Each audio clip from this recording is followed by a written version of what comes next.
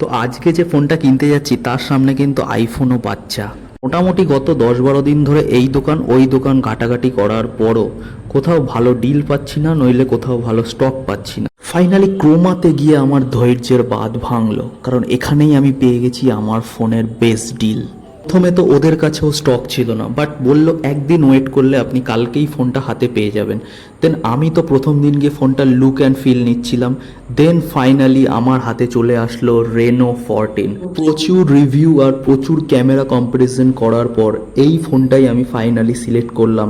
আর এই ফোনটা ক্যামেরা লেভেলে just beast. Front camera back camera দুটোতেই 4K 60 FPS তুমি ভিডিও রেকর্ড করতে পারবে। তো ব্লগিংয়ের জন্য এর থেকে ভালো ফোন আর কি হতে পারে। আমি কিছু কিছু রিভিউ দেখেছি যেখানে আইফোন 16-এর ক্যামেরাকেও এই ফোন বিট করে দিচ্ছে। আর ফোনের লুক অ্যান্ড ফিলটাও আইফোনের থেকে কম কিছু না। জাস্ট পার্ল হোয়াইট কালারের গ্লাস ব্যাক আর ফেদারের একটা শেড দেওয়া রয়েছে।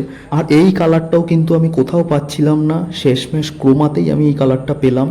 আর ওদের কাছেই আমার পুরনো বউকে দিয়ে নতুন বউকে ঘরে নিয়ে চলে এলাম। এত স্ট্রাগল করে ফোনটা নেওয়ার জন্য ক্রোমা আমাদেরকে একটা 3000 টাকার কুপন দিল। তো সেটাকে স্ক্র্যাচ করে 3000 টাকার কুপন নিয়ে আমরা বেরিয়ে পড়লাম। আর আমরাই ছিলাম এই স্টোরের আজকে লাস্ট কাস্টমার, তাই স্টোরের স্টাফদেরকে আমরাই ছুটি দিয়ে দিলাম।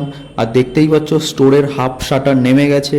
তো ফাইনালি এটাই বলবো, যারা যারা ব্লগিং করতে চাও আর আইফোনের বদলে অন্য কোনো অপশান খুঁজছো, তো তাদের জন্য এই রেনো 14টা হচ্ছে বেস্ট। আর আমি তো আজকে থেকেই ফুল দমে ব্লগিং শুরু করে দেবো।